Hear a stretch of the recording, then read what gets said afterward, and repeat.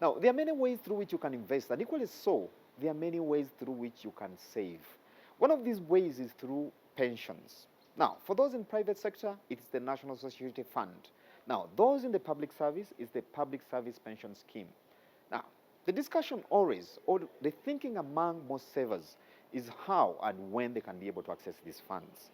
Today, there's a lot of debate, for instance, on early access or the access of the 20% portion to relieve those that have been affected by the COVID-19 pandemic and have been saving for years with the National Social Security Fund.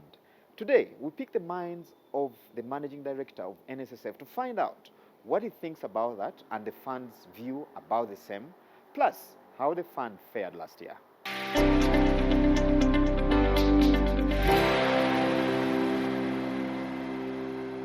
78% of our assets are in the fixed income. So when interest rates go down, as they did, it affects a big part of our proportion. Only 15% of our investments are in the equity space, and as you've noticed, the equity space did really well. And real estate, which is a very small proportion, again, you'll notice that there has been some impact, especially on the sales side of our real estate portfolio. So, how does our performance look like? Our performance is, there's little doubt that the last financial year was a difficult one from all perspectives, from an operational perspective, from the environment. However, the fund has demonstrated resilience as we continue to do so, because we've withstood some of the shocks that the pandemic has thrown against us and affected the businesses not only within Uganda, but within the East African region. And this is also a global phenomenon.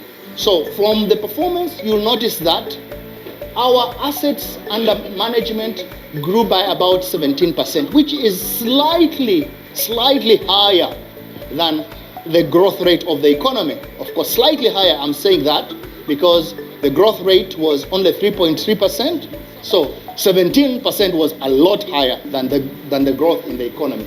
So that's the resilience of the fund, the fact that we are still able to grow at 17%. And I will break this one down to show you why we were able to grow with the assets under management. Last year, we had a balance of assets under management of about 13.3 trillion shillings, and this year that went up to 15 trillion shillings. So this is truly a 15 trillion fund. It is truly a $4.4 billion fund. Our benefits increased by almost 30% on last year. What does this demonstrate to you? In fact, if you net out the benefit with the collection, the growth is about 700 billion shillings.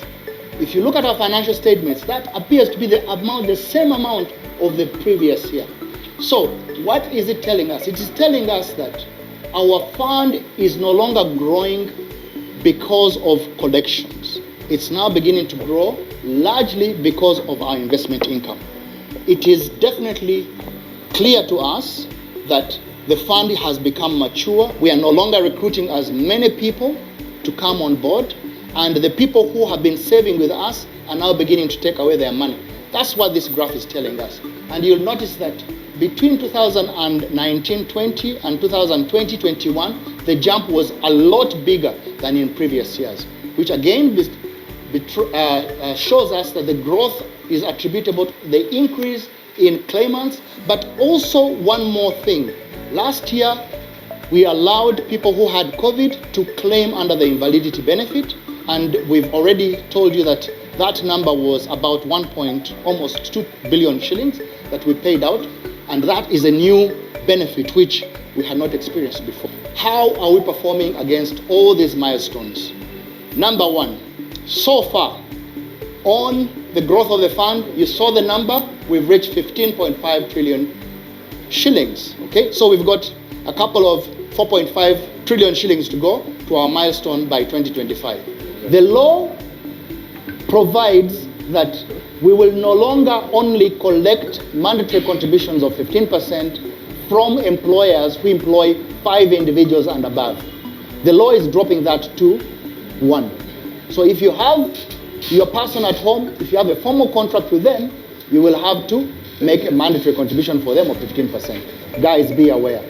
Second, most importantly, is individuals who currently contribute 15% from the employer and their own salary will be able to top up, I think that's the word, top up on top of their 15%. What is it called? A voluntary contribution. The law was not allowing it. Now you'll be allowed. In other words, if you feel that the 15% you're saving is not sufficient for your retirement, you will be able to top up on that 15% from your either the salary or from your other means and build that number.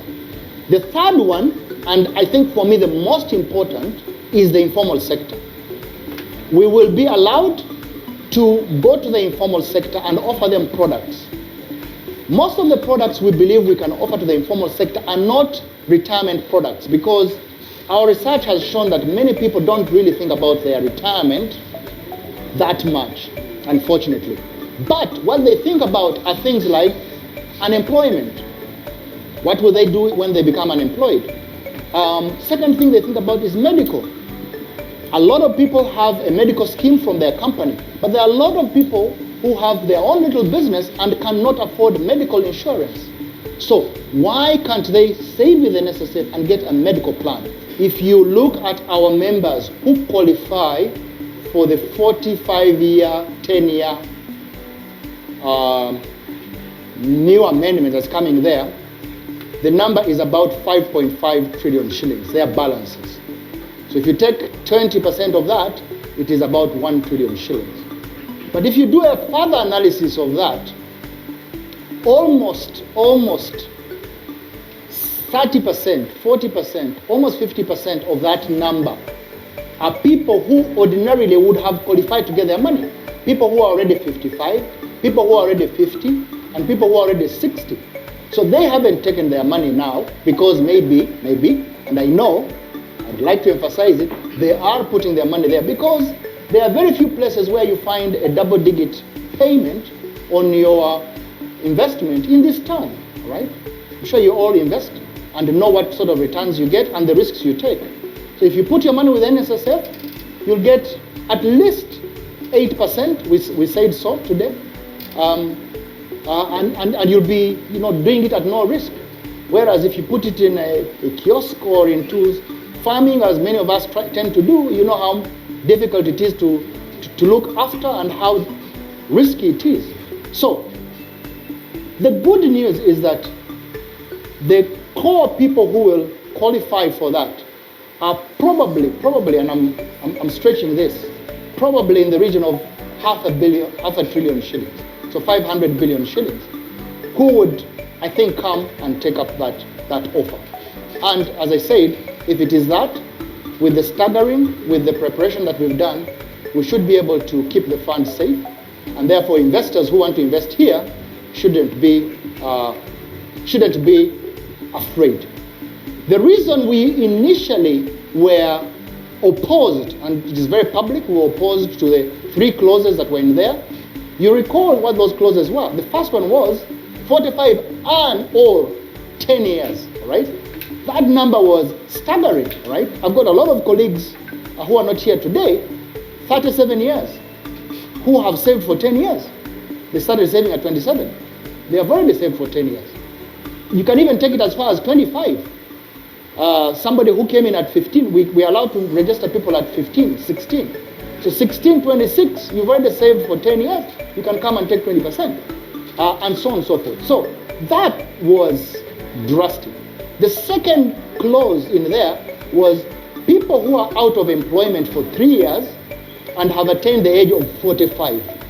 Again, that is zillions of people, because it doesn't matter how much they've saved, but there are a lot of people who fall in that category of they have reached the age of 45, they are no longer in employment, and they are therefore entitled to 40% of their money.